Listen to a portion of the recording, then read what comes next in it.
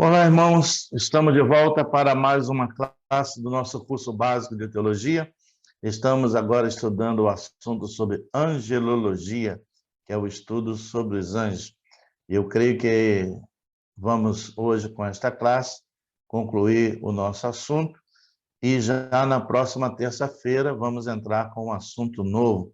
Vamos estar estudando sobre a parte de eclesiologia, que é o estudo sobre a igreja. Vamos aprender sobre a igreja como corpo de Cristo, a forma de governo, a Santa Ceia, batismo, ou seja, vamos estar conhecendo um pouco mais sobre a estrutura e a organização sobre a igreja. Este curso básico de teologia chama-se eclesiologia. Então, na próxima terça-feira, esperamos estarmos juntos mais uma vez para começar esse novo assunto. Bom, vamos então orar para dar início à nossa classe de hoje. Pai, nós te damos graças, Senhor, em nome de Jesus, por mais esse momento, esta oportunidade que o Senhor nos concede e este grande privilégio que temos de estar na tua presença para estudar a tua palavra, para cumprir-se em nós aquilo que ela mesmo diz, para crescermos juntos na graça e no conhecimento. Entrego a minha vida em tuas mãos para que, mais uma vez, tu me use como instrumento para o louvor, glória e honra do teu nome, ao ministrar esta classe. E aos nossos irmãos que vão estar conosco, abrindo, Senhor, os nossos entendimentos, para que juntos possamos aprender um pouco mais acerca desse assunto.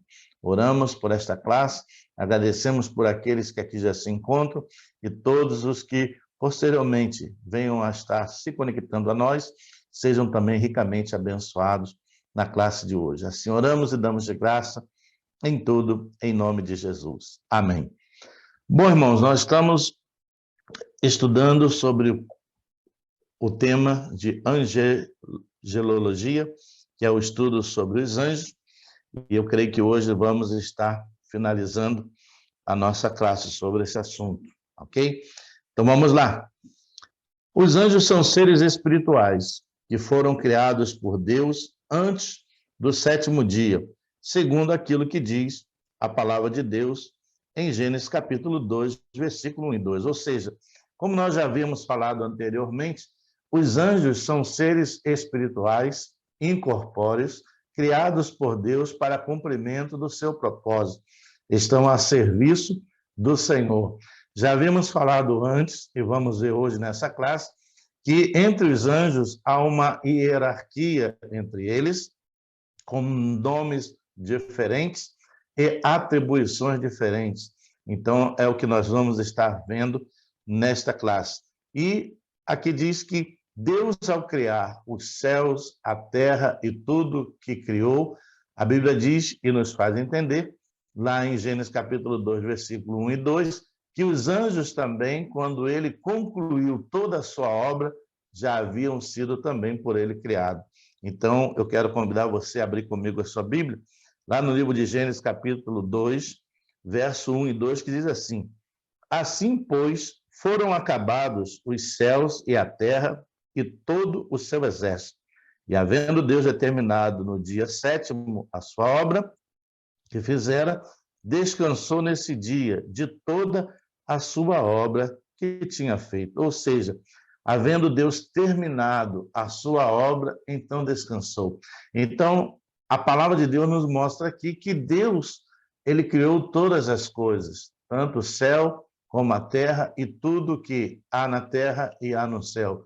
E os anjos também foram criados por Deus nesse mesmo período, nesse mesmo tempo, né? Então, são seres espirituais e incorpóreos criados por Deus para o serviço do Senhor, né? Então, a Bíblia nos fala sobre isso. Com respeito à hierarquia, vemos nas Escrituras Sagradas nomes diferenciados como arcanjo, serafim e querubim. Então, ao pesquisarmos as Escrituras Sagradas, nós vamos encontrar que dentre os anjos que por Deus foram criados, há também uma hierarquia, né? E com nomes diferentes. Nós vamos encontrar arcanjo, nós vamos encontrar serafim e nós vamos encontrar também os querubins. Então, vamos ver um pouco sobre cada um deles. Vamos lá. Os querubins. Estes receberam a tarefa de guardar a entrada do Jardim do Éden, lá no livro de Gênesis, capítulo 3, versículo 24. Né? Então, os querubins foram criados por Deus e a eles foi dado a função, ou seja, a tarefa de estarem guardando o caminho para o Jardim do Éden. Nós sabemos que após Adão e Eva pecarem contra o Senhor os expulsou do Jardim do Éden e colocou então os querubins para guardar o caminho que conduzia ao jardim e uma espada flamante que revolvia-se ao redor da árvore da vida, para que não comessem do fruto da árvore da vida, estando em desobediência com Deus. Então, se nós formos lá no capítulo 3 de Gênesis, e versículo 24, mostra-nos aqui que os querubins criados por Deus, que faz parte dessa hierarquia, receberam de Deus a tarefa de guardar o caminho que levava ao Jardim do Éden. Vamos lá. Gênesis capítulo 3, versículo 24, diz assim: E, expulso o homem, colocou querubins ao oriente do Jardim do Éden e o refulgir de uma espada que se revolvia para guardar o caminho da árvore da vida. Então, Deus não só colocou os querubins para guardar o caminho que dava acesso ao Jardim do Éden, como pôs uma espada flamante que se refulgia e revolvia-se ao redor da árvore da vida, guardando assim o seu caminho, guardando assim o seu acesso. Ou seja, Deus não só guardou o caminho para o jardim, como também o caminho em direção à árvore da vida. Para quê? Para que o homem em pecado não tomasse, ou seja, não comesse do fruto da árvore da vida. Então, nós vemos aqui a presença dos querubins com essa tarefa de guardar o caminho do Jardim do Éden. Aleluia. E frequentemente também se diz que Deus tem o seu trono entre os querubins. Então, a palavra de Deus também nos mostra que os querubins, esses seres celestiais, eles também estão lá ao redor do trono de Deus e estão a todo tempo louvando e adorando, estão adorando ao Senhor. Se nós formos lá no livro de Ezequiel, livro do profeta Ezequiel, no capítulo 10, vamos lá, Ezequiel, livro do profeta Ezequiel, capítulo 10, do versículo 1 ao versículo 5. Ezequiel diz aqui que os querubins, além de terem recebido a tarefa de guardar o caminho para o Jardim do Éden, eles também estão presentes lá onde Deus tem o seu trono e estão ali adorando, ou seja, ao Senhor em todo o tempo. Ezequiel capítulo 10, versículo de 1 a 5, diz assim: Olhei e eis que no firmamento que estava por cima da cabeça dos querubins, apareceu sobre eles uma como pedra de safira, semelhando a forma de um trono.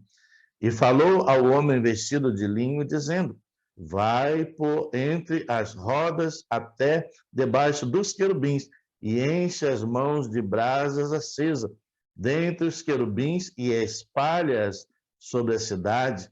Ele entrou à minha vista. Os querubins estavam ao lado direito da casa, quando entrou o homem, e a nuvem encheu o átrio interior. Então se levantou a glória do Senhor sobre o querubim, indo para a entrada da casa. A casa encheu-se da nuvem e o átrio da resplandecência da glória do Senhor. O tatalar das asas dos querubins se ouviu até o átrio exterior, como a voz do Deus Todo-Poderoso quando fala. Então, nós vemos aqui que Ezequiel também, em sua visão, ele vê a presença dos querubins no alto e sublime trono do Senhor. ali estavam os querubins também presentes. Vemos também a representação dos querubins quando a Arca da Aliança foi confeccionada, a arca onde foram colocadas as pedras que continham os mandamentos do Senhor, ao ser confeccionada toda de ouro, com varais de acácia, e em cima da arca, né, no propiciatório, foi então colocado, ou seja, foi preparado dos querubins em ouro, e ali foram colocados, né? Na Arca da Aliança do Antigo Testamento. Também tinham a figura de 2 querubins de ouro, com as asas abertas, e ali o Senhor prometeu habitar no meio deles. Então, nós sabemos que a Arca do Senhor, ela era o símbolo, ou seja, significava a presença de Deus com o povo, na aliança que Deus havia feito com esse povo ao sair do Egito. Então, após Deus dar todas as recomendações a Moisés para construir o tabernáculo, construir todos os utensílios do tabernáculo, fazer a ordenação dos sacerdotes, Arão e os seus filhos, né? Arão como sumo sacerdote e os seus filhos como sacerdotes, ajudando Arão, Deus também ordenou que fizesse esta arca e deu todos os detalhes bem específicos sobre a arca e mandou que se fizesse 2 querubins de ouro para se colocar em cima da arca. E, com isso, Deus fez uma aliança com o povo de estar presente com eles. Se nós formos lá no livro de Êxodo capítulo 25, versículo de 17 a 22, aí a palavra do Senhor nos fala a respeito da arca que o Senhor mandou que fosse confeccionada, deu todas as orientações a Moisés de como a arca deveria ser confeccionada, e ali seria colocada as tábuas, né, com os mandamentos, e ali o Senhor faria com o povo uma aliança de estar sempre com eles. A arca era o símbolo da presença de Deus com ele. Lá em Êxodo capítulo 25, a partir do versículo 17, o Senhor diz assim a Moisés: farás também um propiciatório de ouro puro, de 2 côvados e meio será o seu comprimento, e a largura de 1 côvado e meio. Farás 2 querubins de ouro batido os farás nas suas extremidades do propiciatório. 1 querubim na extremidade de uma parte e o outro na extremidade de outra parte. De uma só peça, com o propiciatório, fareis os querubins nas 2 extremidades dele. Os querubins estenderão as asas por cima, cobrindo com elas o propiciatório. Estarão eles de faces voltadas uma para a outra, olhando para o propiciatório. Porás o propiciatório em cima da arca, e dentro dela porás o testemunho que eu te darei. Ali virei a ti, e de cima do propiciatório, do meio dos querubins que estão sobre a arca do testemunho, falarei contigo acerca de tudo o que eu te ordenar para os filhos de Israel. Ou seja, Deus aqui estava fazendo uma aliança com o seu povo por meio de Moisés e dizendo a ele: isso será como uma aliança da qual eu virei, falarei contigo e tu falarás ao povo. Então nós vemos aqui que esses querubins que foram preparados de ouro foram colocados de maneira estratégica, segundo as recomendações do Senhor. Isso nos chama a atenção para todos esses detalhes, que você possa prestar atenção sobre isso e ver como nosso Deus é detalhista, como nosso Deus é cuidadoso, como nosso Deus é organizado. E isso nos leva a refletir sobre a responsabilidade que nós temos em servir a Ele, em fazer a sua obra. Devemos fazer com zelo, com carinho, com dedicação, com amor, porque Ele é um Deus que pensa em todos os mínimos detalhes. Nós vemos aqui que Ele orientou Moisés sobre cada detalhe não só da arca, como dos demais utensílios, e até mesmo a posição e a maneira com que deveriam ser colocados esses querubins na arca, né? Como diz aqui, estarão eles de faces voltadas uma para a outra, olhando para o propiciatório. Então a gente vê aqui os detalhes, né, de Deus, o cuidado, o zelo de Deus. E nós, como servos do Senhor, devemos observar isso e procurarmos servir a Deus de maneira excelente. Fazemos sempre o melhor para o Senhor, porque Ele quer as coisas muito bem feitas e muito bem organizadas. E isso serve para nós de uma advertência, para que a gente possa servir ao Senhor cada dia melhor. Ok? Tem também como função a adoração ao redor do trono de Deus, como nós já vimos lá em Ezequiel. Os querubins também que estavam presentes na visão de Ezequiel, eles têm também como função a função de adoração. Adoram ao Senhor, né? Aleluia. Então estão em constante adoração a esse Deus maravilhoso a quem eu e você servimos. Bom, serafins é uma outra categoria dos anjos, né? Outro nome que é dado e nós encontramos na Bíblia, que são os serafins.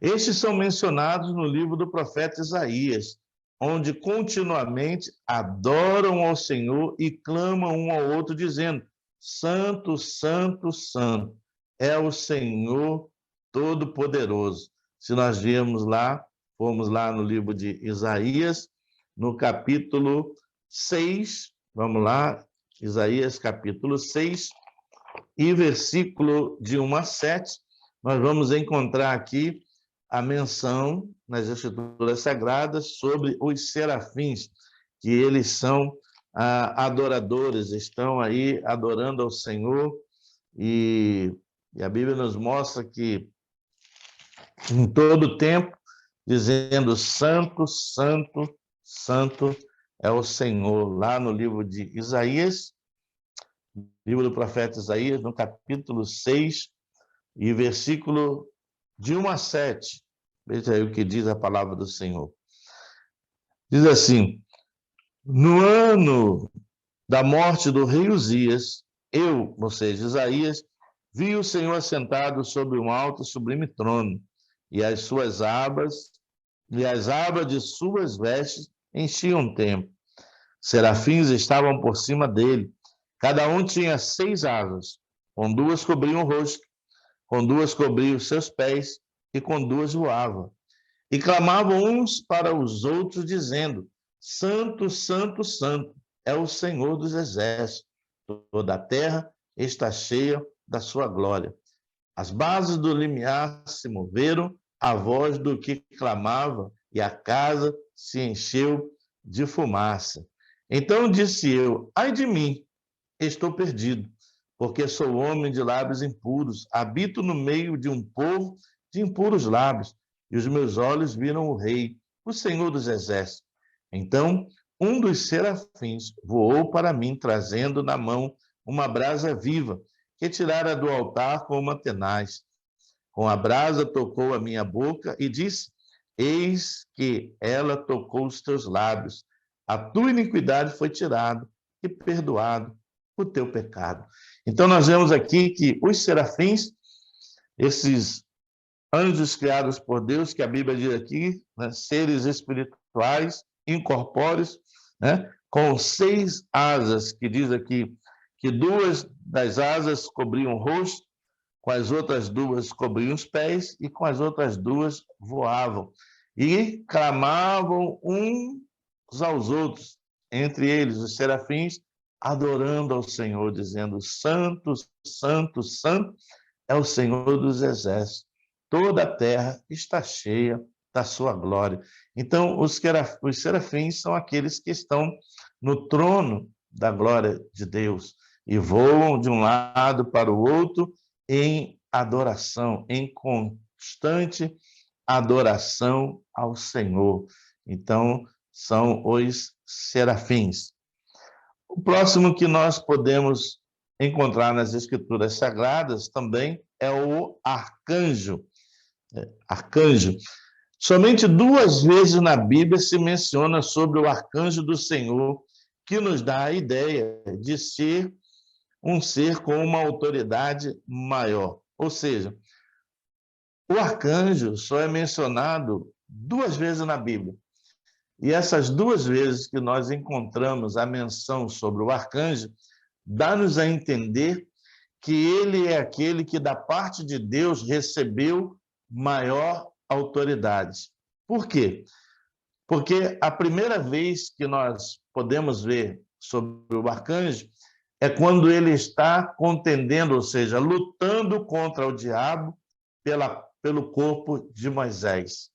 Então a Bíblia diz lá em Judas que o arcanjo Miguel estava lá lutando com o diabo por causa do corpo de Moisés.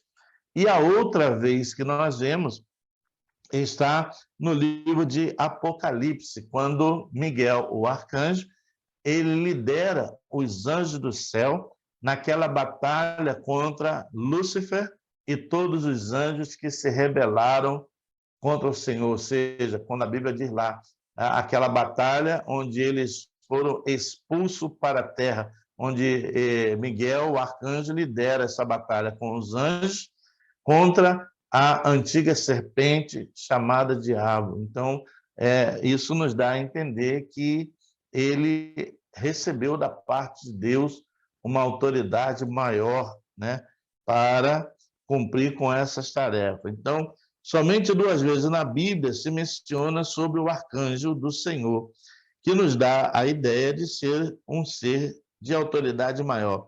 A primeira que nós encontramos é mencionada no livro de Judas e aparece com o nome de Miguel, contendendo com o diabo, disputando o corpo de Moisés.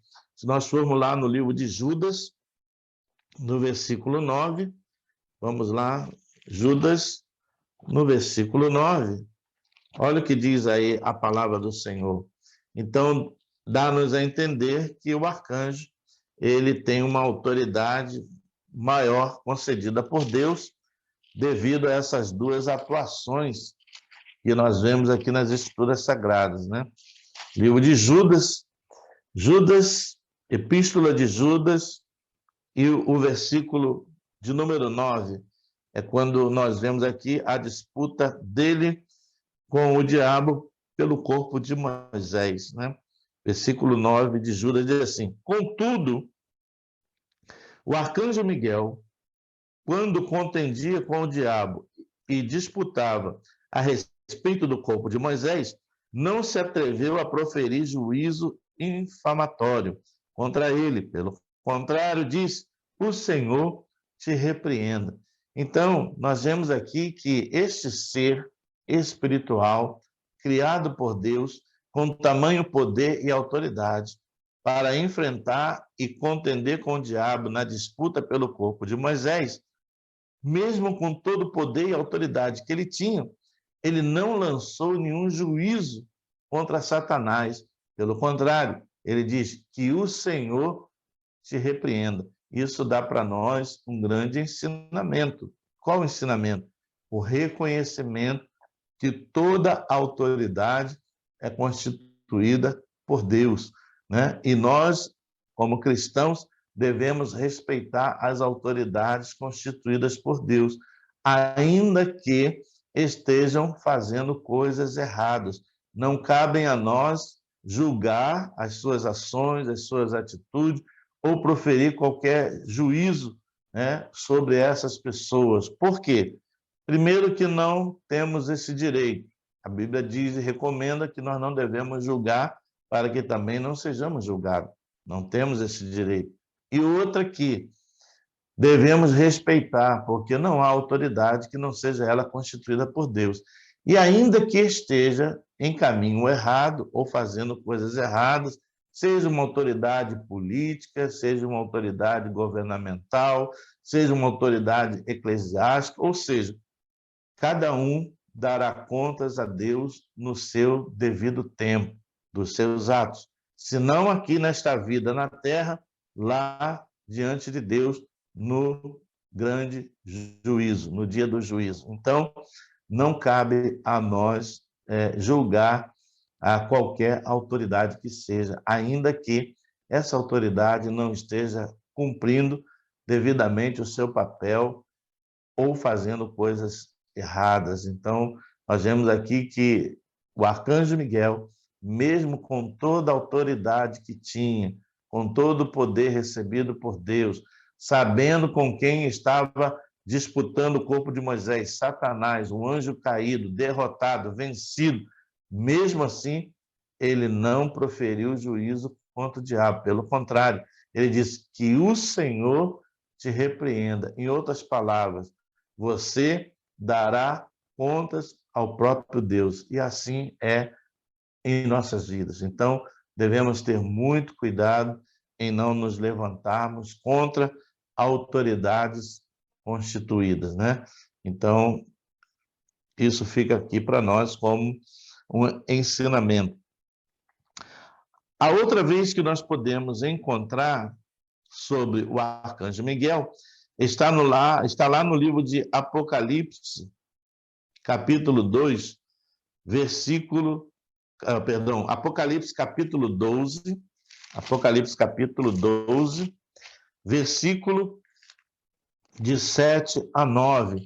Aqui nós vamos ver o arcanjo Miguel liderando uma batalha, e essa batalha travada nos céus contra a antiga serpente denominada Diabo.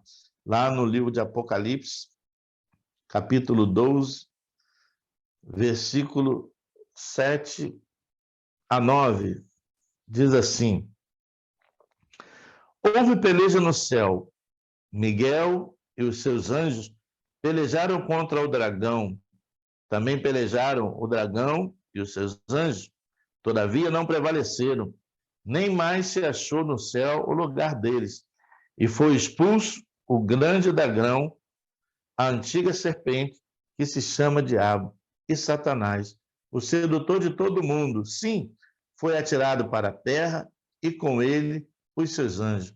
Então, nesta batalha, nós vemos aqui o poder e a autoridade dada por Deus ao arcanjo Miguel para que ele liderasse. Então, não só estava lá disputando o corpo de Moisés com o diabo, mas aqui também ele está liderando o exército celestial, ou seja, os anjos que com ele estavam nesta batalha contra o inimigo, ou seja, contra o dragão, a antiga serpente se chama Diabo, e todos os seus anjos. Então, essa batalha travada no céu, e a Bíblia diz que eles então foram vencidos, e diz aqui que eles foram atirados para a terra. Então, Miguel, o arcanjo, vence essa batalha com o exército do Senhor, e esses anjos, juntamente com a antiga serpente,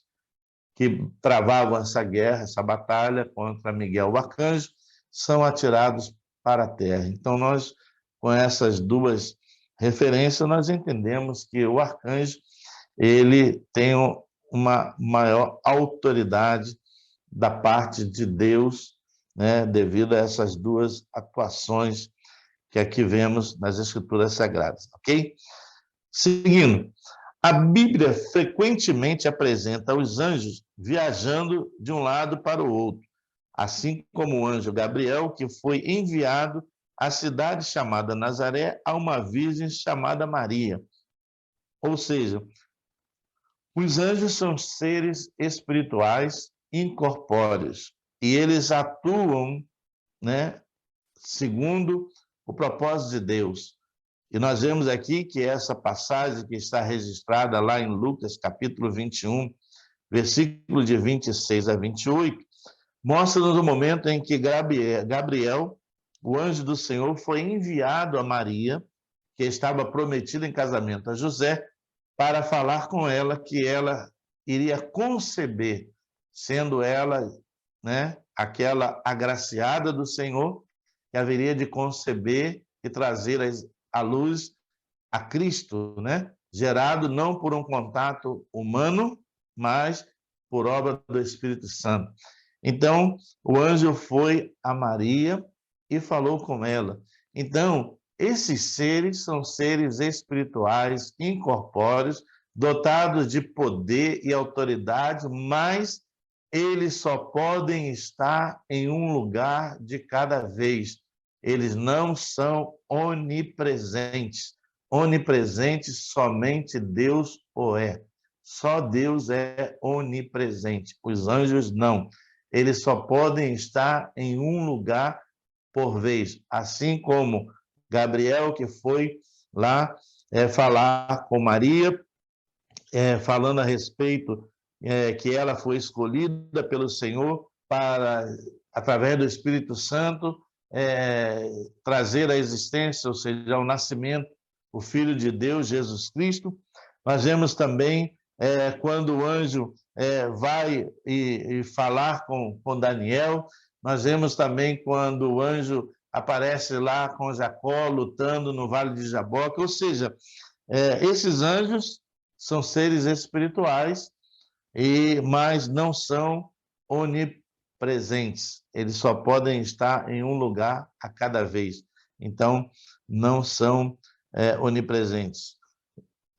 Embora sejam seres espirituais, não podem estar em dois lugares ao mesmo tempo, pois não são onipresentes. Somente Deus o é. Então, nós vemos aqui que são seres espirituais, dotados de poder e autoridade concedida por Deus, têm mais poder do que nós como seres humanos, porém são limitados com relação a estarem em um lugar a cada vez. Não podem estar em dois lugares ao mesmo tempo, né? Porque só Deus é onipresente, ok?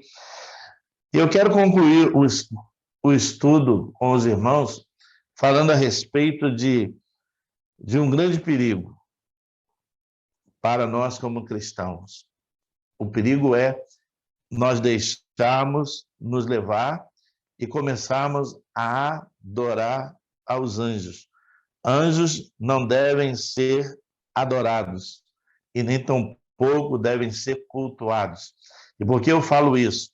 Porque já houve casos de igrejas, ministérios que se perderam devido à prática do culto a anjo. Então, o anjo é um ser espiritual a serviço de Deus para cumprir com o propósito divino, mas não devem ser adorados, não devem ser cultuados. Na visão de João, lá no livro de Apocalipse, quando ele vê o anjo e o anjo vem falar com ele acerca daquilo que ele deveria escrever, e Deus assim o estava enviando para revelar a João, João prostrou-se aos pés do anjo quando o viu, e o anjo o repreendeu dizendo: não faça isso, porque eu sou um conservo teu e dos teus irmãos. Adora somente a Deus. Então, anjo não é para ser cultuado, não é para ser adorado, e essa falsa doutrina já era algo existente naquela época na cidade de Colosso. E Paulo, então, escreve advertindo contra isso.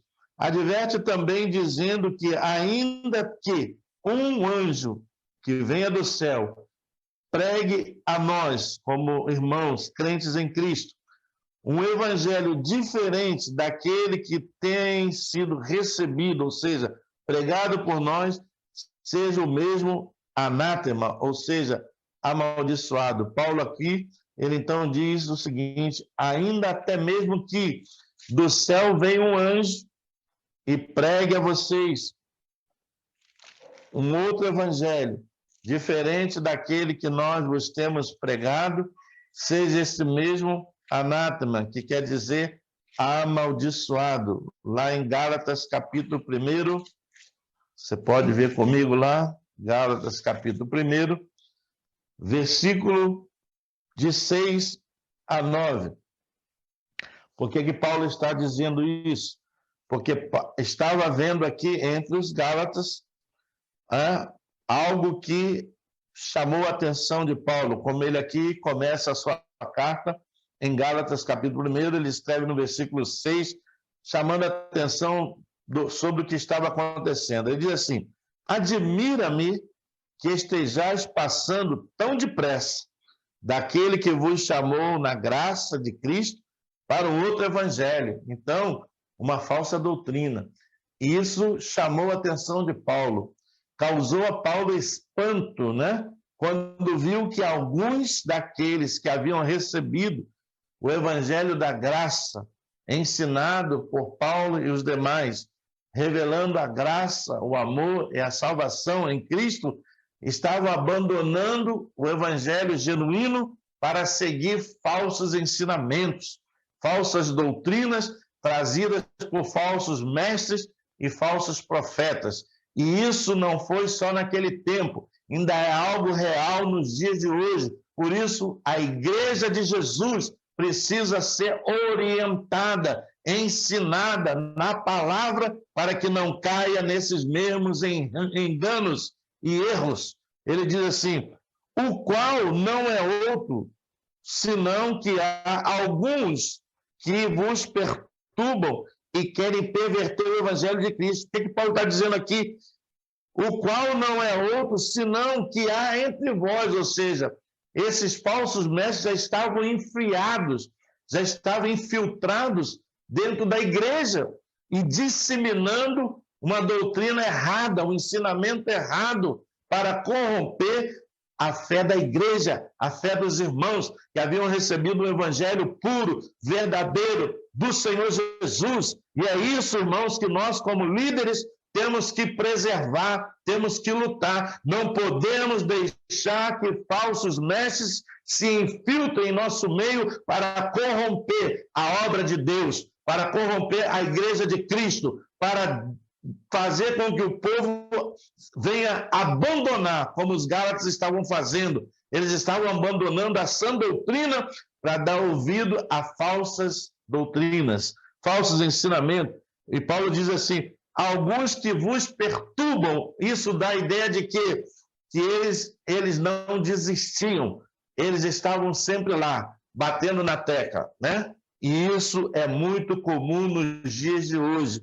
Pessoas que volta e meia se infiltram em nosso meio com um pensamento estranho, com uma doutrina estranha, com uma palavra estranha, com um fogo estranho. E nós temos que tomar posição com relação a isso. E Paulo tomou a posição certa, escrevendo ao Gálatas, dizendo: eu me admiro que vocês tão depressa estão abandonando o que receberam de nós como evangelho puro e genuíno para dar ouvido a esses charlatões, enganadores, falsos mestres que estão aí disseminando no meio de vocês esse ensinamento errado. Essa é a palavra, né? E ele aqui, é o versículo 8. Mais ainda, ele diz assim, no versículo 7, o qual é outro, senão que há alguns que vos perturbam e querem perverter o evangelho de Cristo. Mas, ainda que nós, ou mesmo um anjo, vindo do céu, vos pregue evangelho que vá além do que vos temos pregado, seja anátema, que quer dizer amaldiçoado. Versículo 9, ele diz assim, assim como já dissemos, e agora repito, se alguém vos prega o evangelho que vá além daquele que recebeste, seja este anátema, ou seja, amaldiçoado. Então, Paulo entra com essa escritura de forma dura, mostrando ao Gálatas o perigo que eles estavam correndo, deixando e recebendo esses falsos mestres para contaminar a fé do povo. Por isso que nós, como líderes da igreja, temos que ser zelosos e cuidadosos com quem se infiltra no nosso meio. Nós somos um rebanho de ovelhas e não podemos deixar que o lobo entre em nosso meio para devorá-las, ok? Então fica aí o alerta. Cuidado com os falsos mestres, os falsos ensinamentos, principalmente hoje, através da internet. Essa gente que sente coceirinha no ouvido e fica procurando ouvir o que agrada, vai acabar tomando água contaminada. E daqui a pouco, morre espiritualmente, seca espiritualmente, fica doente espiritualmente, perde a fé, se desvia de Deus e depois não sabe por quê. Não sabe o quê? Claro que sabe, né? Ficou aí tomando água amarga, ouvindo água contaminada, ouvindo o que não presta. Quer ouvir alguma coisa que, além do que você já tem ouvido na sua igreja? Busque uma pessoa séria, comprometida com Deus, que vai ministrar a você uma palavra que te alimente, que te fortaleça, que te renove, que te ensine algo. Não ficar ouvindo esses charlatões que estão por aí na internet falando coisas sem nenhum compromisso, que nem da parte de Deus vem, vivendo uma vida, sabe lá Deus como, né? Misericórdia. Então, Paulo aqui ele escreve de uma forma dura aos Gálatas, dizendo: eu admiro que vocês estão passando tão depressa do evangelho que receberam, que conhece, e conhece o nosso testemunho, a nossa maneira de ser, a nossa vida, para dar ouvido a esses charlatões. Meu irmão, então, abre o olho, abre o olho, abre o olho, porque eles ainda estão aí, rondando, né? Seguindo, lembre-se também que Satanás pode disfarçar-se como anjo de luz, e o que Paulo chama de obreiros fraudulentos, disseminando falsas doutrinas para perverter o coração do povo. Então, querido, Satanás, ele pode muito bem se fazer de anjo de luz. De que forma? Através de obreiros fraudulentos, com falsas doutrinas, com falsos ensinamentos, com coisas que Deus não aprova, para que a finalidade dele corromper a fé do povo de Deus, ou seja, contaminar o meu e o seu coração, fazendo-nos com isso afastar da presença de Deus. Então, a igreja tem que estar atenta, tem que estar atenta. Então, Paulo escrevendo aqui, ele fala sobre isso lá na sua segunda carta, 2 Coríntios, capítulo 11. Vamos lá, 2 Coríntios, capítulo 11, do versículo 13 ao versículo 15.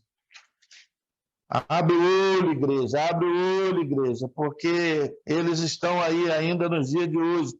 E hoje em dia eles nem precisam de um tempo. Através da internet eles fazem o trabalho para o diabo. Tem muita gente tomando água contaminada por aí. Depois não sabe por que está com a vida da maneira que está. Então toma cuidado.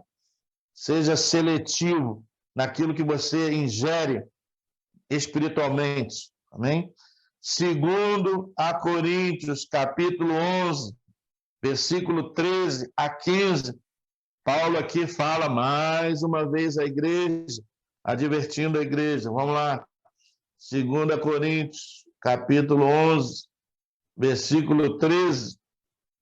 Olha o que Paulo está aqui dizendo. Do versículo 13 ao versículo 15, ele é assim: porque os tais são falsos apóstolos, obreiros fraudulentos, transformando-se em apóstolos de Cristo.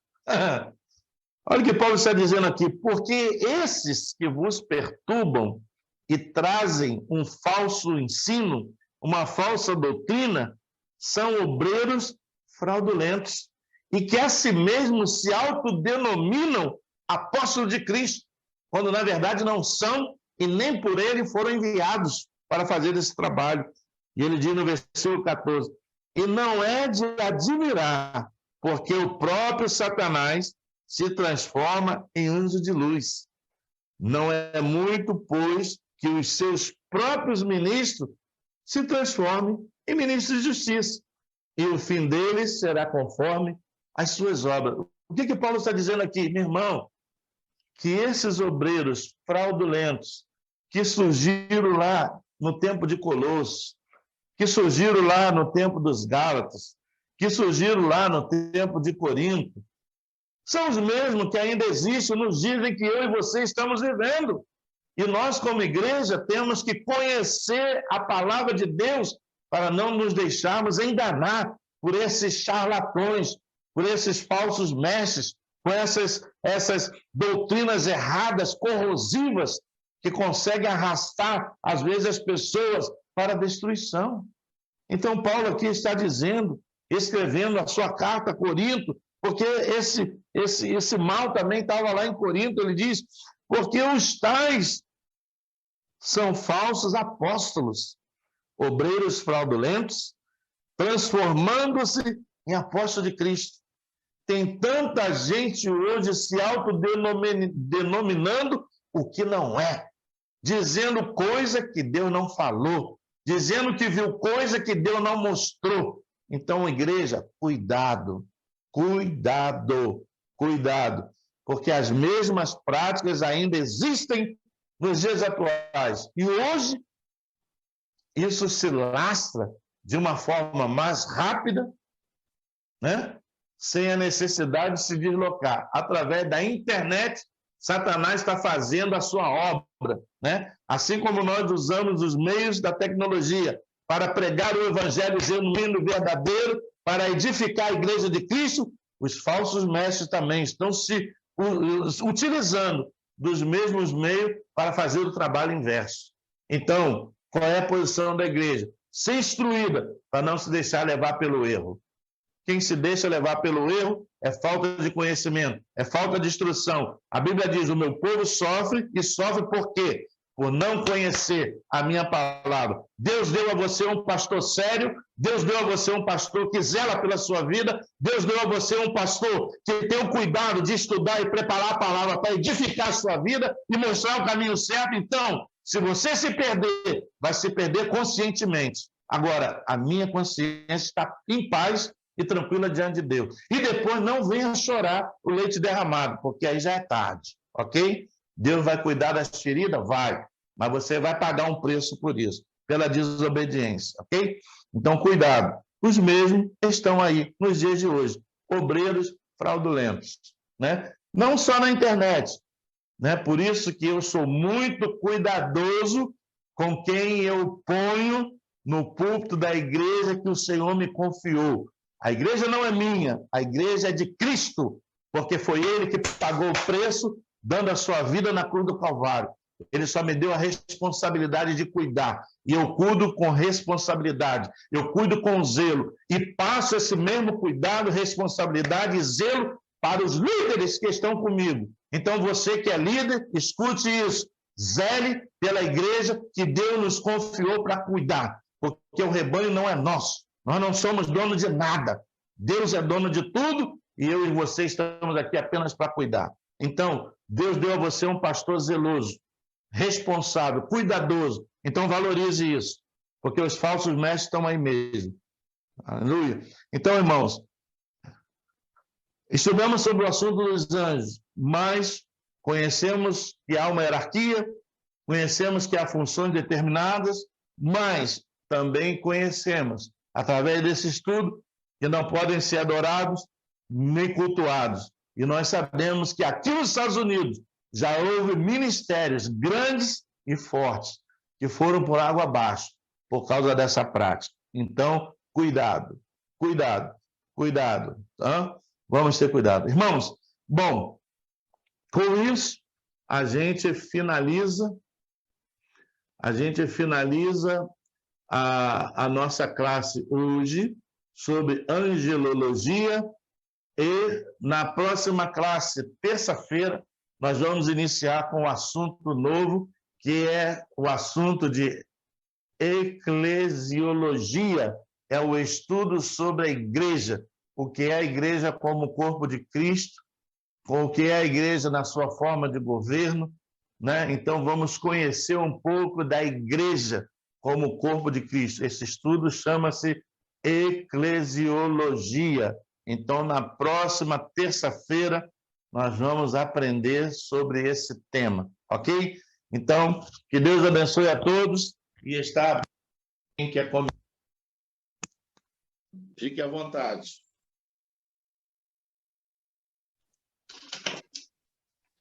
Pastor, Oi. eu rindo aqui. Eu só quero confirmar, no início, o pastor falou da hierarquia, e aí eu não sei se eu comecei a anotar, eu acho que eu pulei entre o querubim e o serafim, porque o querubim, primeiro tem o anjo, né? E o querubim seria um nível acima do anjo, o serafim um nível acima do...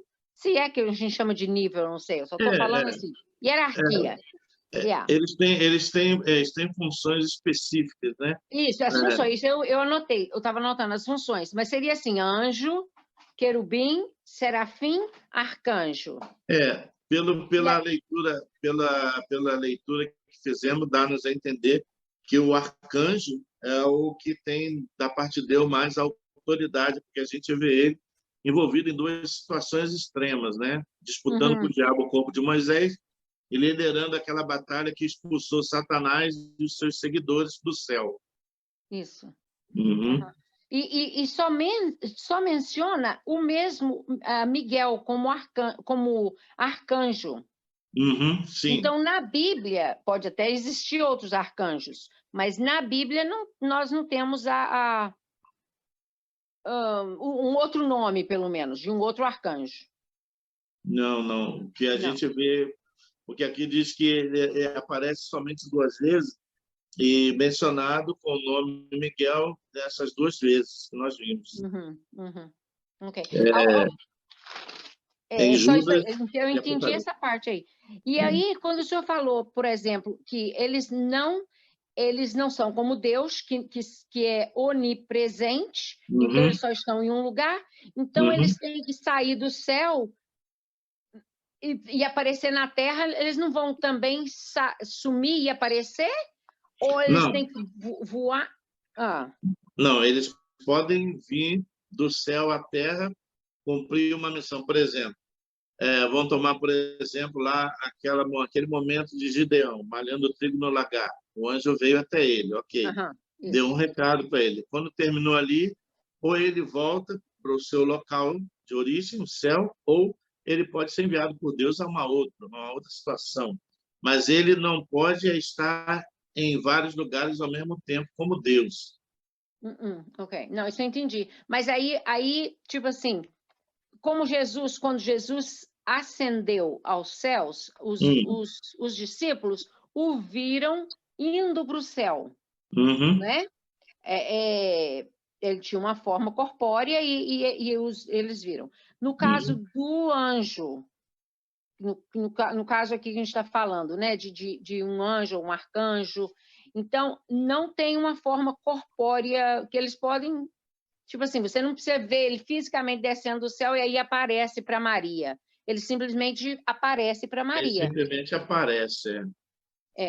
Igual apareceu para Jacó, quando ele lutou lá com o anjo, né? No Vale de Jacó. Entendeu? Mas aí, Conforme inclusive, apareceu ele para queria Ló. sair de Jacó e Jacó estava segurando ele, aí teve aquela luta e tudo, né? Sim. Dá a entender até que tinha uma forma corpórea por causa da luta. Sim. Não, naquela época, quando o que a gente chama de teofonia, né? É um ser espiritual tomar a forma de um corpo para poder se relacionar no meio terrestre, no meio terreno, né? Com o homem. Assim como foi Abraão, como o anjo que foi a Ló falar sobre a destruição de Sodoma e Gomorra, como foi a Gideão, entendeu? Como foi a Maria. Nós vemos, assim, várias passagens desses anjos que foram enviados por Deus e tomaram essa forma corpórea para poder se relacionar com o ser humano. Ok. Obrigada. Mas não quer dizer que eles tenham esse corpo. Eles são seres espirituais invisíveis, criados por Deus. Então, a residência deles, na verdade, é o céu.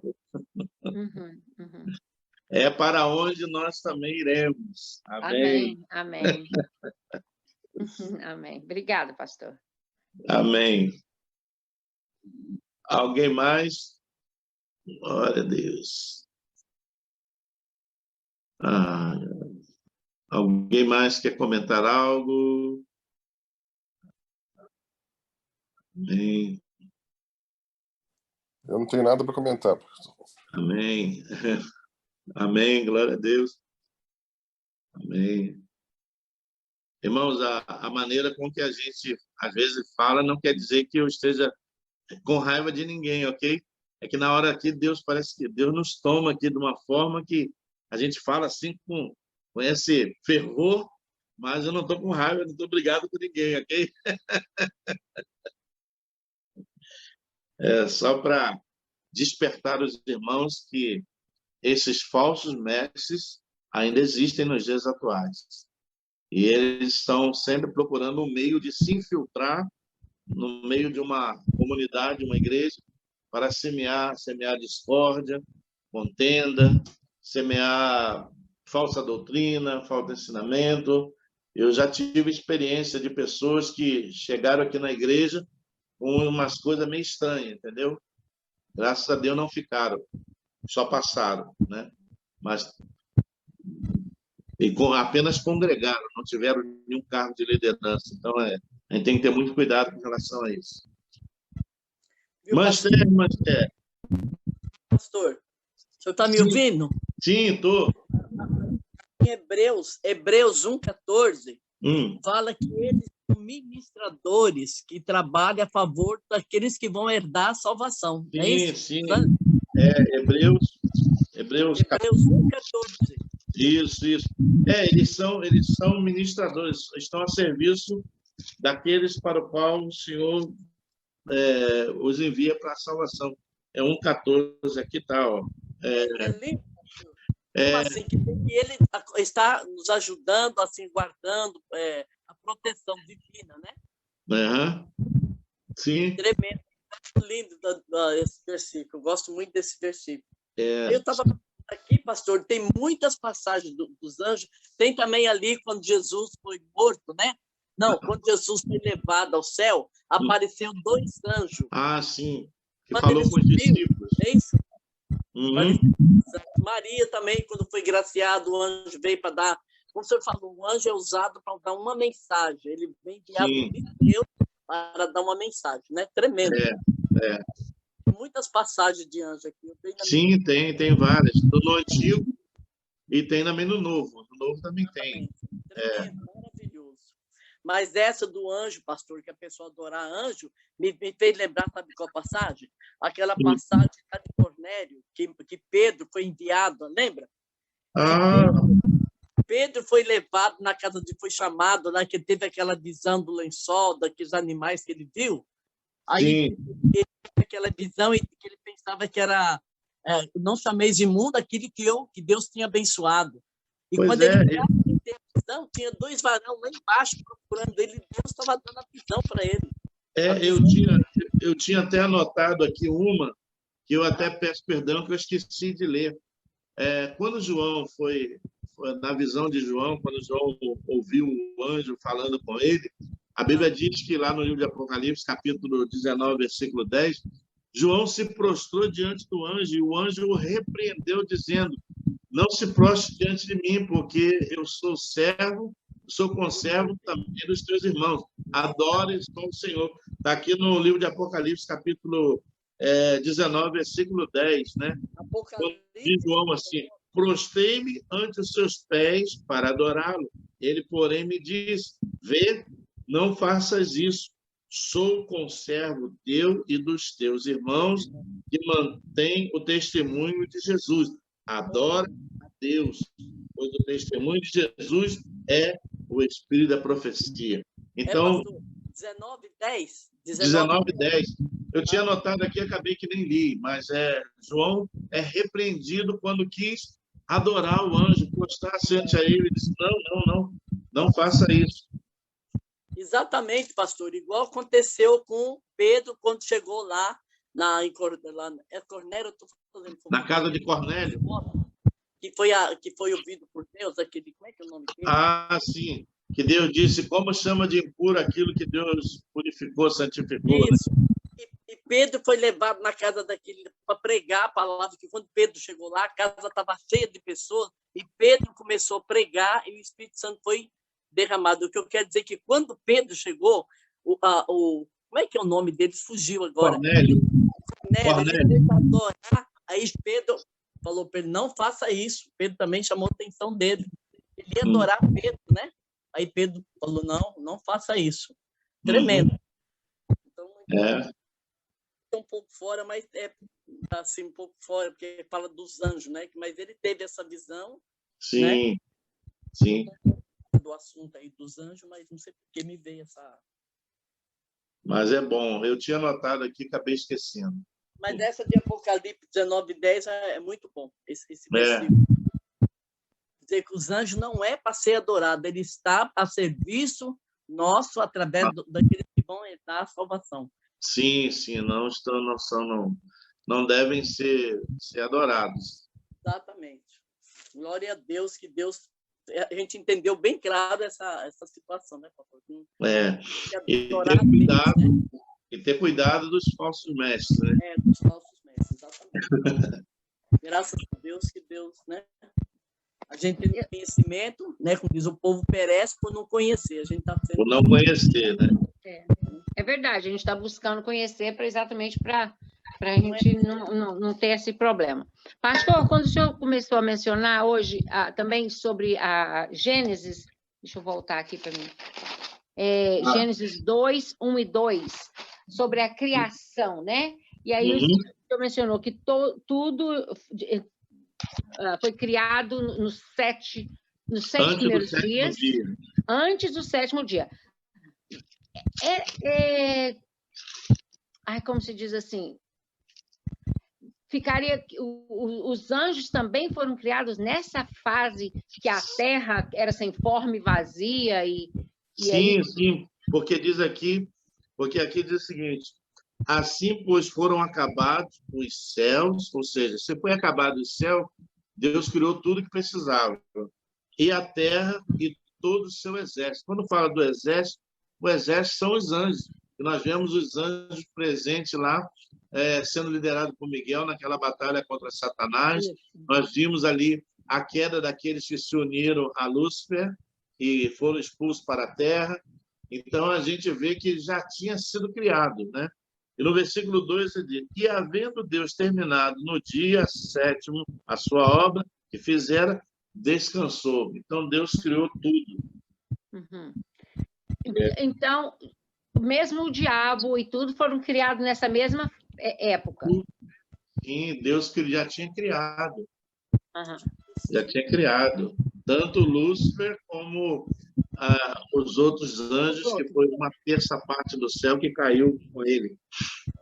E o Lúcifer, qual seria a hierarquia? Em qual das hierarquias estava o Lúcifer? Ele era querubim da guarda. Ele era um querubim, ok. Querubim da guarda. Não, deixa eu pegar agora, tá bom, obrigada. Acho que é lá no Ezequiel, que fala sobre isso. Tudo que era querubim se vestia de pedras preciosas, aquela coisa toda, ele tinha sabedoria, ele tinha tudo de bom, mas o orgulho, né? Querendo ser adorado, tomar a adoração de Deus para ele, foi o problema dele. Com certeza. Então, por isso que a gente tem que ter sempre um coração humilde diante de Deus, porque um coração humilde, Deus se agrada, né? Amém. Amém. Amém. Bom, irmãos, com isso a gente finaliza aqui o nosso estudo de angelologia, que é o estudo dos anjos. Claro que os irmãos entendem, eu sempre faço questão de repetir, isso é um curso apenas básico, é apenas para a gente ter uma ideia, uma noção sobre os assuntos que estamos tratando. Se você for fazer uma universidade bíblica, você vai ver muito mais coisas. Eu tenho muito mais material do que, né, temos apresentado, mas a gente tem apresentado alguma coisa assim só para que a gente tenha uma ideia, forme assim uma ideia, né, de como é que Deus criou, né? Deus criou os anjos, são seres espirituais e tal. Então, é mais para a gente ter ideia, assim como a gente viu a parte escatológica, Vamos estudar agora sobre a igreja. O que é a igreja? Qual é a forma de governo da igreja? O que ela representa? Qual é o seu propósito? Então, tudo isso vai ser um estudo também condensado, para a gente ter uma ideia do que é a igreja. Você, quando vai trabalhar numa empresa, geralmente você, antes de começar a trabalhar, você faz um tour pela companhia para conhecer a companhia, conhecer os setores, a sua forma de trabalho, ou seja, você passa a conhecer a companhia. Da mesma forma, a igreja. A igreja é uma organização religiosa, mas é uma organização. E ela anda e caminha, ela caminha dentro de uma forma de governo, ela tem um estatuto de regras, ou seja, então ela tem uma representatividade perante Deus e perante a sociedade, ou seja, então esse estudo que a gente vai ver a partir de terça-feira, vamos aprender um pouco sobre isso, né? Aprender um pouco sobre isso. O que é, por exemplo, por que nós ministramos a Santa Ceia do Senhor? O que ela representa para nós hoje, a Santa Ceia? O batismo, o que representa o batismo? Ou seja, a gente vai ver algumas coisas que fazem parte daquilo que é a igreja. Então, a gente tem que conhecer um pouco dessa instituição divina, mas que está na Terra. Então, a igreja ela tem um estatuto, ela tem uma forma de governo, entendeu? Então, é sobre isso que a gente vai estar estudando, né? A igreja como um corpo, né? Onde Cristo é o cabeça. Então, a gente vai estar aprendendo um pouco sobre a instituição igreja, o que é a igreja, né? Então, a gente vai falar um pouquinho sobre isso, para a gente ter uma ideia do que é uma igreja, né? Bem, ok. Amém? Sim, ok. Então, irmãos, está tudo bem? Para mim está tudo bem. Graças a Deus. Para mim também. Amém. Então, tá, meus irmãos, deixo vocês aí. Boa noite, um abraço. Muito obrigada, pastor. Amém, Fatinha. Boa Deus noite. abençoe. Deus Boa abençoe noite a a todos. todos. Boa Boa Deus noite. abençoe a todos. Até a próxima. Boa noite, Terça-feira pastor. nós estamos com assunto Boa noite novo. a todos. Até Amém. domingo. Boa Até noite. domingo. Até quinta. Até Ah, é quinta. quinta, é Até oração. quinta. É, bem lembrado. Amém. A paz. Glória a Deus.